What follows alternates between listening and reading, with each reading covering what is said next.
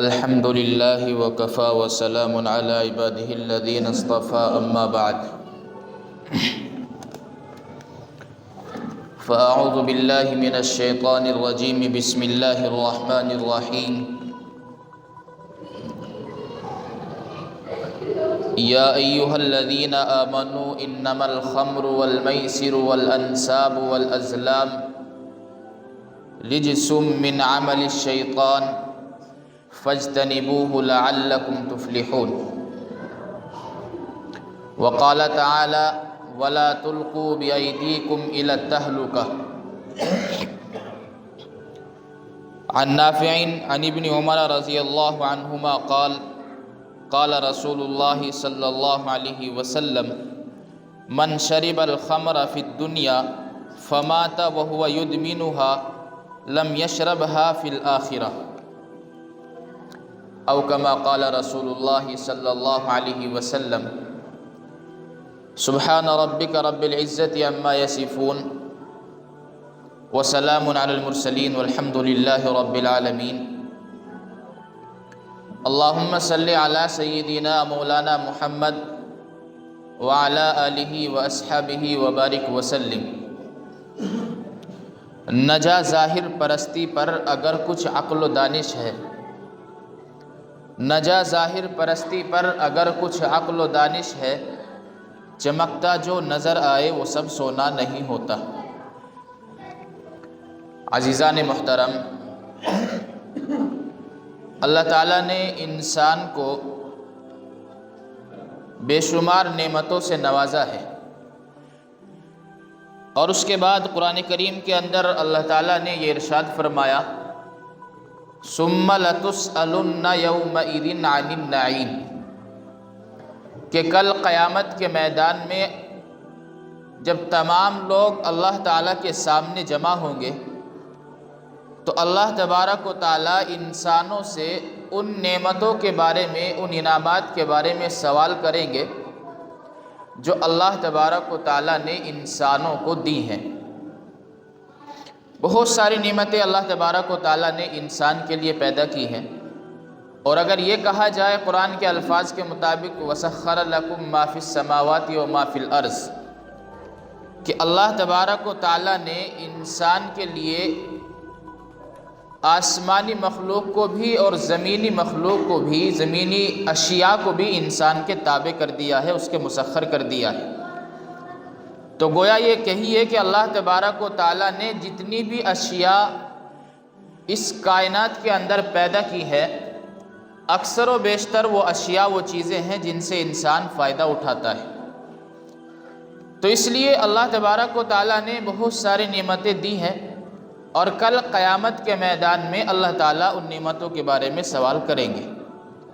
اللہ کے رسول صلی اللہ علیہ وسلم نے بھی ایک حدیث مبارکہ کے اندر یہ ارشاد فرمایا لا تزول قدم بنی آدم یوم القیامت حتی یسأل عن خمس، کہ انسان جو ہے اس وقت تک قیامت کے دن اللہ تبارک و تعالیٰ کے سامنے سے ایک قدم بھی نہیں ہٹ سکتا جب تک کہ اس انسان سے 5 چیزوں کے بارے میں سوال نہ کر لیا جائے۔ وہ 5 چیزیں اللہ کے رسول صلی اللہ علیہ وسلم نے اس حدیث مبارکہ کے اندر بیان فرمائی عن عمرہ فیما افناہ، عن شبابہ فیما ابلاہ، وعن مالہ من این اکتسبہ وفیما انفقہ، وعن علم فیما عملہ۔ یہ 5 چیزیں اللہ کے رسول صلی اللہ علیہ وسلم نے بیان فرمائی۔ ہزارہ نعمتوں میں سے ایک نعمت انسان کے لیے اس کی صحت کی نعمت ہے۔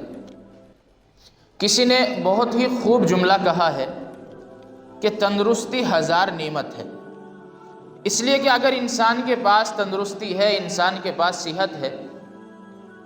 تو اس کے پاس میں دنیا کی بہت ساری چیزیں ہیں، اور دنیا کی بہت ساری چیزیں اور آخرت کی بہت ساری چیزیں وہ انسان حاصل کر سکتا ہے۔ ظاہر سی بات ہے جب انسان کے ہاتھ پیر سلامت ہوں گے، انسان کا بدن طاقتور ہوگا، مضبوط ہوگا،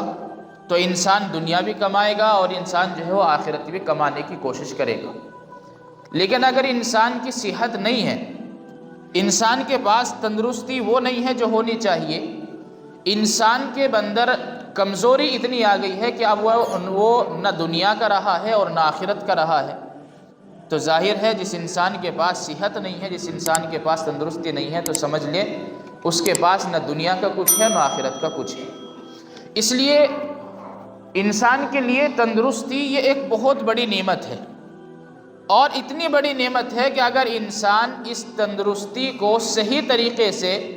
اور اس صحت کے زمانے کو صحیح طریقے سے استعمال کرے گا تو یقیناً اس کی دنیا بھی سنور جائے گی اور اس کی آخرت بھی سنور جائے گی۔ آج ہمارا ماحول اور ہمارا معاشرہ میرے عزیزو جس طرف جا رہا ہے، قرآن کریم کی ایک آیت میں نے آپ حضرات کے سامنے پڑھی ہے۔ قرآن کریم کے اندر اللہ تعالیٰ نے یہ ارشاد فرمایا، یا ایھا الذین آمنوا انما الخمر والمیسر والانصاب والازلام۔ چار چیزیں اللہ تعالیٰ نے بیان فرمائی کہ ایمان والو، انما الخمر کہ بے شک شراب پینا، والمیسر اور جوا کھیلنا، والانصاب اور بتوں کی عبادت کرنا، پرستش کرنا، والازلام اور نیک فالی کے تیر کے ذریعے سے اپنی قسمت کو آزمانا۔ اس کے بعد اللہ تبارک و تعالیٰ نے ان چار چیزوں کے بیان فرمانے کے بعد فرمایا، رجس من عمل الشیطان، یہ چاروں اعمال جو ہیں وہ شیطان کے عمل میں سے ہیں۔ اور اس کے بعد فرمایا فاجتنبوہ، تم ان ساری چیزوں سے جو پیچھے آیت کریمہ کے اندر بیان کی گئی ہے ان سے اپنے آپ کو بچانے کی کوشش کرو، لعلکم تفلحون، تاکہ کامیابی تم لوگوں کے مقدر بن جائے۔ انما یرید الشیطان ان یوقع بینکم العداوۃ والبغضاء، اللہ تعالیٰ ارشاد فرماتے ہیں کہ اگر آپ ان چاروں چیزوں سے نہیں بچو گے، شراب پینے سے نہیں بچو گے، جوا کھیلنے سے نہیں بچو گے، تو اللہ تبارک و تعالیٰ نے ارشاد فرمایا کہ یہ شیطانی عمل ہے، اور شیطان ان کے ذریعے سے چاہتا یہ ہے ان یوقع بینکم العداوۃ، کہ تمہارے درمیان ایک دوسرے کے لیے تمہارے دلوں کے اندر دشمنی پیدا کر دے۔ اس لیے کہ آپ دیکھیں جو انسان شراب کا عادی ہوتا ہے، جو انسان شراب پینے والا ہوتا ہے، اس کی کس کے ساتھ بنتی ہے؟ وہ اس وجہ سے نہیں بنتی کہ ایک دوسرے کے دل کے اندر ایک دوسرے کے لیے نفرتیں پیدا ہو جاتی ہیں۔ اب ظاہر ہے جس چیز کے بارے میں، جس نقصان کے بارے میں قرآن کریم کے اندر اللہ تبارک و تعالیٰ نے صاف طور پر آگے کر دیا ہو، تو کیا اب بھی اس کے بارے میں یہ گنجائش باقی ہے کہ اگر جو بات اللہ تبارک و تعالیٰ نے کہی ہے وہ نہیں ہو سکتی؟ ظاہر ہے جب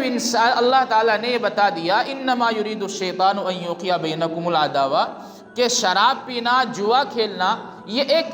ایسے عمل ہیں، ایسے اعمال ہیں کہ جن کی وجہ سے ایک دوسرے کے دلوں کے اندر ایک دوسرے سے نفرتیں پیدا ہو جاتی ہیں، دشمنی پیدا ہو جاتی ہیں، اور نتیجہ یہ نکلتا ہے کہ بسا اوقات خاندان اور معاشرے کی تباہی و بربادی کا سبب بھی بن جاتا ہے۔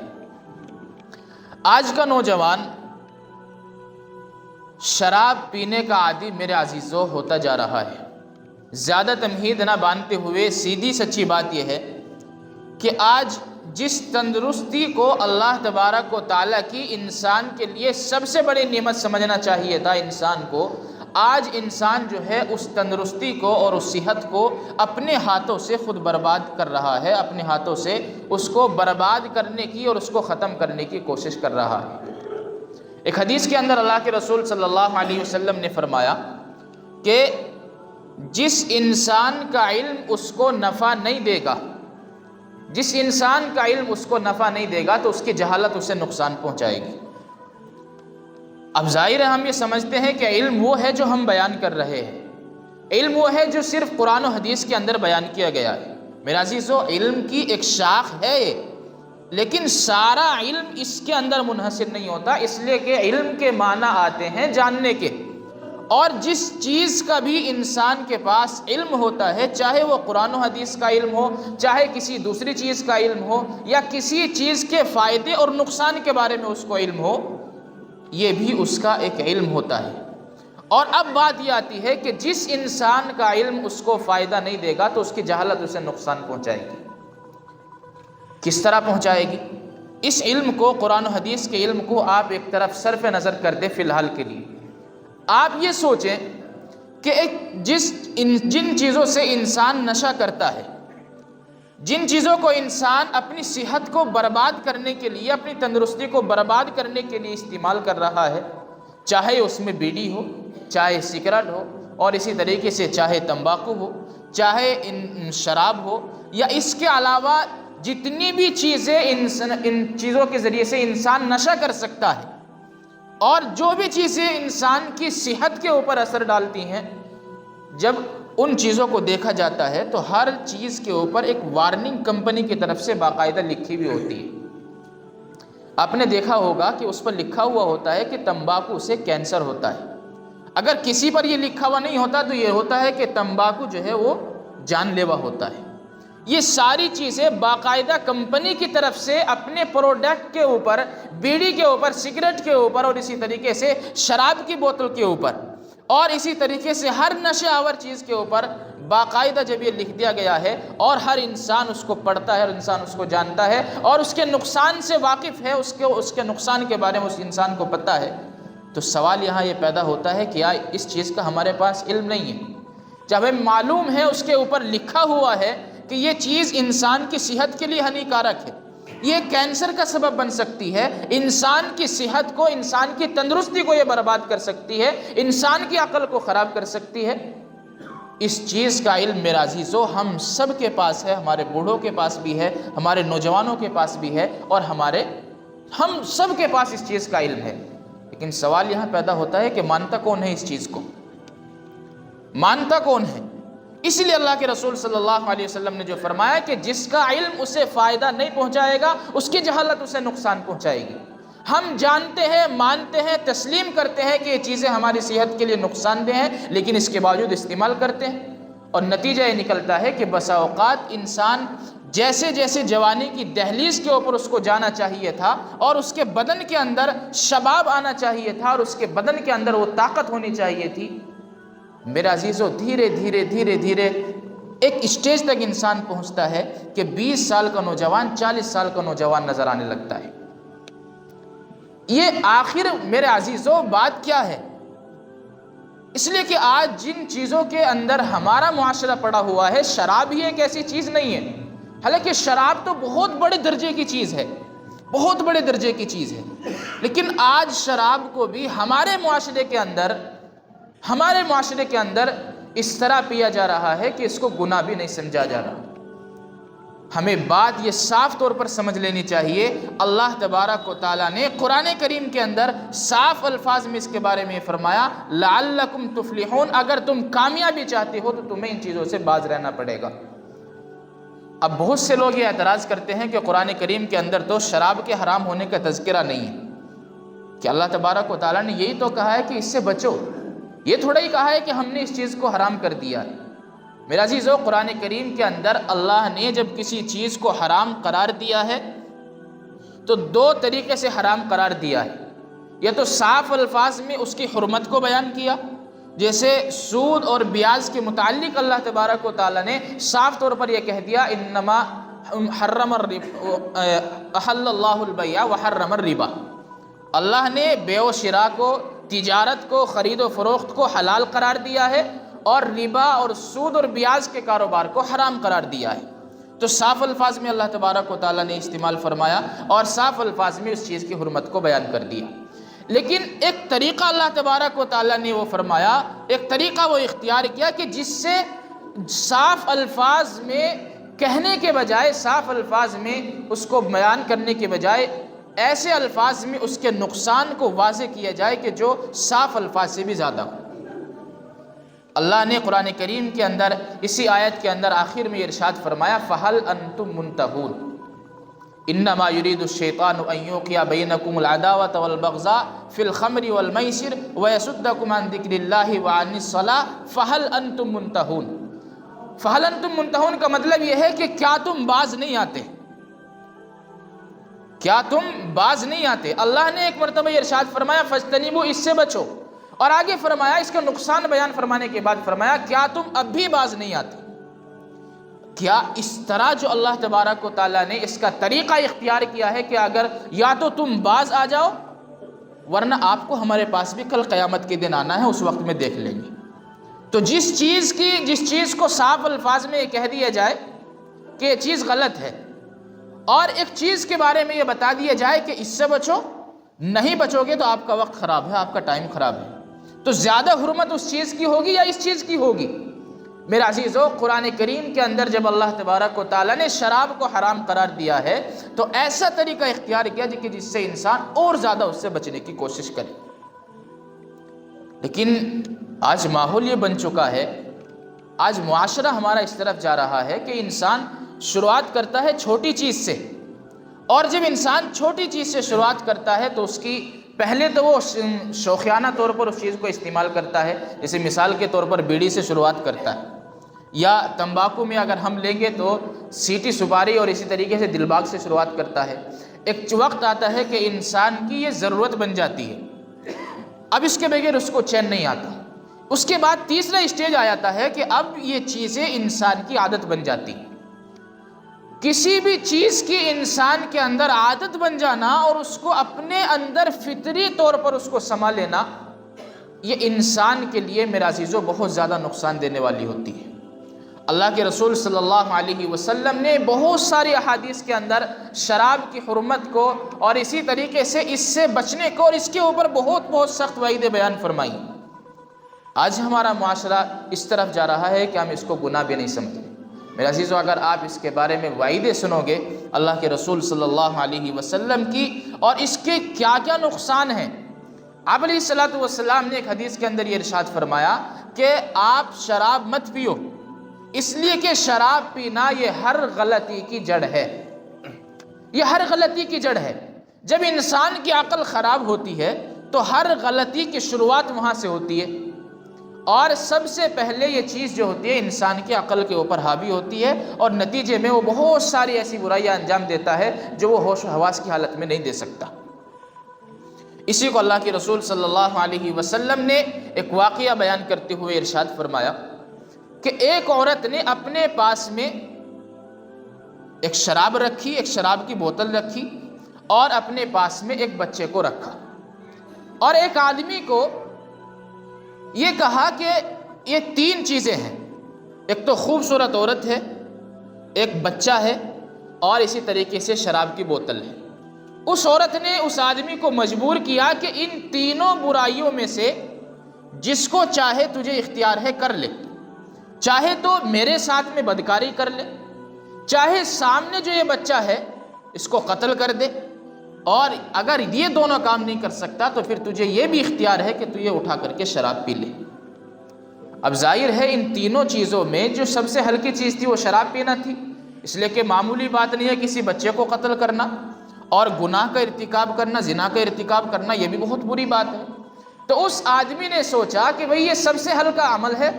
اس لیے میں بجائے بچے کو قتل کرنے کے، عورت کے ساتھ بدکاری کرنے کے، شراب پی لیتا ہوں۔ چنانچہ اس نے اٹھا کر کے وہ شراب پی لی۔ اس شراب پینے کا نتیجہ یہ نکلا کہ اس عورت کے ساتھ میں بدکاری کی اور اس بچے کو بھی قتل کیا۔ اور یہ میں آپ حضرات کے سامنے حدیث کے الفاظ کا ترجمہ آپ کے سامنے نقل کر رہا ہوں۔ یہ اللہ کے رسول صلی اللہ علیہ وسلم نے فرمایا، اس لیے فرمایا کہ شراب جو ہے ہر بیماری کی اور ہر غلطی کی جڑ ہوتی ہے۔ یہاں تک اللہ کے رسول صلی اللہ علیہ وسلم نے فرمایا کہ جو انسان شراب پیتا ہے اور شراب کا عادی بن جاتا ہے، آپ علیہ السلام نے فرمایا کہ جس انسان کو شراب پینے کی عادت تھی اور اسی عادت کے زمانے میں وہ انسان اس دنیا سے چلا گیا، وہ انسان مر گیا، اللہ کے رسول صلی اللہ علیہ وسلم نے فرمایا کہ لم یشربھا فی الآخرہ، ایسے انسان کو دنیا کے اندر جو شراب پیتا تھا آخرت میں جنت کی شراب نہیں پلائی جائے گی۔ اس سے بڑی بدقسمتی اور اس سے بڑی محرومی کی بات میرے عزیزو کیا ہوگی کہ جس چیز کو جنت کے اندر اللہ تبارک و تعالیٰ نے جنتیوں کی میزبانی کے لیے رکھا ہو، آج دنیا کے تھوڑے سے مزے کے چکر میں، تھوڑے سے لالچ کے چکر میں ہم جنت کی اتنی بڑی نعمت سے محروم ہو جائیں، اس سے بڑی بدقسمتی ہمارے لیے میرے عزیزو اور نہیں ہو سکتی۔ اسی طریقے سے اللہ کے رسول صلی اللہ علیہ وسلم نے ایک حدیث مبارکہ کے اندر ارشاد فرمایا، حضرت ابو مالک اشعری رضی اللہ عنہ سے مروی ہے، فرمایا نبی کریم صلی اللہ علیہ وسلم نے میری امت کے کچھ لوگ شراب پیئیں گے اور اس کا نام بدل کر کچھ اور رکھیں گے، ان کے سروں پر باجے بجائے جائیں گے اور گانے والیاں گائیں گی، اللہ انہیں زمین میں دھسا دے گا اور ان میں سے کچھ کو بندر اور خنزیر بنا دے گا۔ کتنی سخت وعید میرے عزیزو اللہ کے رسول صلی اللہ علیہ وسلم نے بیان فرمائی۔ اگر ان حدیثوں کو، ان وعیدوں کو سن کر کے اگر ہمارے ایمان کے اندر ابال نہیں آتا، ہمارے ایمان کے اندر جوش نہیں آتا، اور ہم اگر ان چیزوں کو چھوڑنے کے اوپر آمادہ نہیں ہوتے، تو میرے عزیزو ہمیں ڈوب مر جانا چاہیے۔ کیا منہ دکھائیں گے اللہ کے رسول صلی اللہ علیہ وسلم کے پاس جا کر کے؟ آپ علیہ السلام نے فرمایا کہ جو انسان، حضرت ابو امامہ رضی اللہ عنہ سے مروی ہے، فرمایا حدیث قدسی ہے، حدیث قدسی میں اللہ تعالیٰ نے ارشاد فرمایا، قسم ہے میری عزت کی، میرے جلال کی، جو بندہ شراب کا ایک گھونٹ بھی پیے گا میں اس کو اتنی ہی پلاؤں گا، اور جو بندہ میرے خوف سے چھوڑ دے گا میں اس کو حوض کوثر سے پلاؤں گا۔ اللہ کے رسول صلی اللہ علیہ وسلم نے حدیث قدسی کے اندر یہ ارشاد فرمایا ہے۔ حدیث قدسی کا مطلب یہ ہوتا ہے کہ الفاظ اللہ کے رسول کے ہوتے ہیں اور مضمون اللہ تبارک و تعالیٰ کی طرف سے ہوتا ہے۔ گویا مطلب یہ ہے کہ اللہ تبارک و تعالیٰ نے صاف طور پر یہ بتا دیا اور یہ اتنی سخت وعید بیان فرمائی کہ جو انسان دنیا کے اندر شراب پیتا تھا، جو انسان دنیا کے اندر شراب کا عادی تھا، شراب کا معمول اس نے اپنا بنا رکھا تھا، تو اللہ تبارک و تعالیٰ قیامت کے دن اس انسان کو جہنمیوں کا پیپ پلائیں گے۔ آپ اندازہ لگائیں، اگر کسی انسان کے بدن کے اوپر کوئی پھوڑا پھنسی نکل جاتا ہے اور کوئی زخم لگ جاتا ہے اور اس میں تھوڑی سی پیپ ہو جاتی ہے تو کتنی گھن محسوس کرتا ہے آدمی، اس کی طرف دیکھنا بھی گوارا نہیں کرتا۔ اس کو پینے کی تو بہت دور کی بات ہے، اس کو پینے کی، سوچنے کی تو بہت دور کی بات ہے۔ انسان چاہتا یہ ہے کہ میں اپنے اس زخم کو جس کے اندر پیپ بھر گیا ہے اس کو میں دیکھوں بھی نہ۔ لیکن قیامت کے میدان میں جب انسان کے پاس اس چیز کے علاوہ کوئی چیز پینے کی ہوگی ہی نہیں، اللہ تبارک و تعالیٰ ایسے انسان کو جو شراب کا عادی تھا، جہنمیوں کا پیپ اس کو پلائیں گے اور اس کے پاس میں اس کو پینے کے علاوہ کوئی چارہ نہیں ہوگا، اس لیے کہ اس کو پیاس کی شدت نے اس قدر تڑپا دیا ہوگا کہ یا تو اس کو پی لے گا، نہیں تو پھر وہ اور زیادہ مصیبت میں اور زیادہ پریشانی میں گرفتار ہو جائے گا۔ آپ اندازہ لگائیں، اتنی سخت وعید میرا عزیزو اللہ کے رسول صلی اللہ علیہ وسلم نے بیان فرمائی۔ اس کے علاوہ اسی حدیث مبارکہ کے اندر ارشاد فرمایا کہ جو انسان اللہ کے خوف اور اللہ کے ڈر سے اس چیز کو چھوڑ دے گا، شراب پینے کو چھوڑ دے گا، تو اللہ تبارک و تعالیٰ نے یہ ارشاد فرمایا کہ اس کو میں حوض کوثر کا اللہ کے رسول صلی اللہ علیہ وسلم کے ہاتھوں سے جام پلاؤں گا۔ اس سے بڑی نعمت ہمارے لیے میرا عزیز اور کیا ہوگی؟ حوض کوثر پر حاضری اور اللہ کے رسول صلی اللہ علیہ وسلم کے ہاتھوں سے، مبارک ہاتھوں سے اس کا جام ملنا، اس کا پانی ملنا، اس سے بڑی نعمت ہمارے لیے اور اس سے بڑی نعمت میرا عزیزو یہ ہم یہ سمجھتے ہیں کہ اللہ تبارک و تعالیٰ کے دیدار کے علاوہ اگر کوئی جنت کی سب سے بڑی نعمت ہے تو وہ یہ نعمت ہے۔ ہمیں ضرورت اس بات کی ہے کہ آج اپنے معاشرے کی اصلاح کی فکر کی جائے۔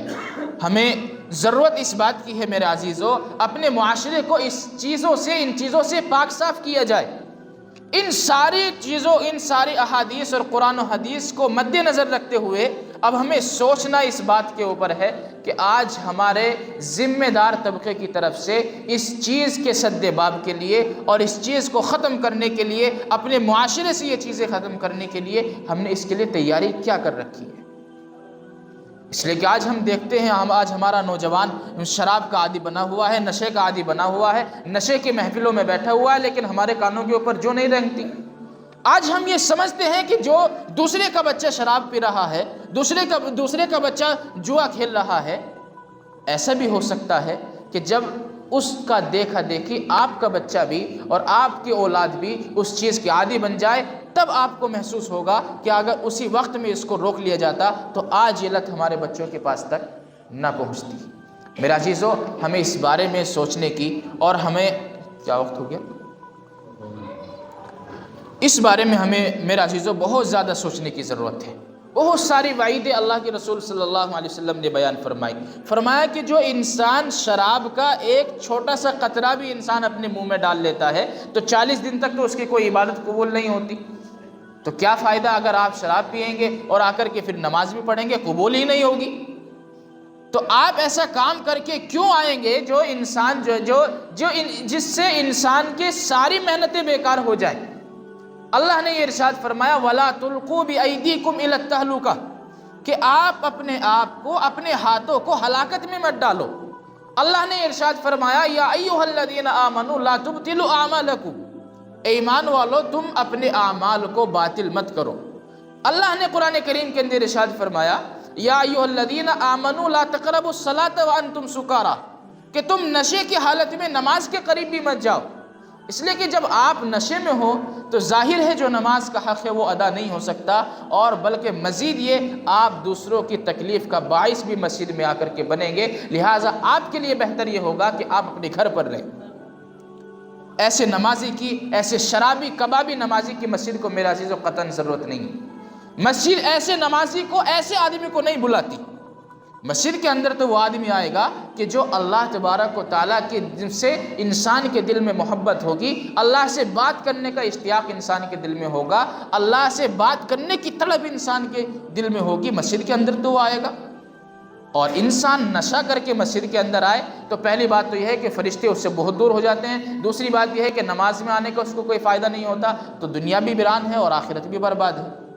لہٰذا میرے عزیزو ہمیں اس بارے میں بہت زیادہ سوچنے کی اور فکر مند ہونے کی ضرورت ہے، اور اپنے ماحول سے، اپنے معاشرے سے اس بیماری کو ختم کرنے کی ضرورت ہے. اگر ہم اس کے بارے میں حساس نہیں ہوں گے، اگر ہم اس کے بارے میں نہیں سوچیں گے، فکر نہیں لیں گے، تو میرے عزیزو ایسا نہ ہو کہ کل ہمارے بچے بھی ان چیزوں کے عادی بن جائیں اور تب فکر پیدا ہو تو یہ اس وقت میں کوئی فائدہ ہونے والا نہیں ہے. اللہ تعالی عمل کی توفیق عطا فرمائے.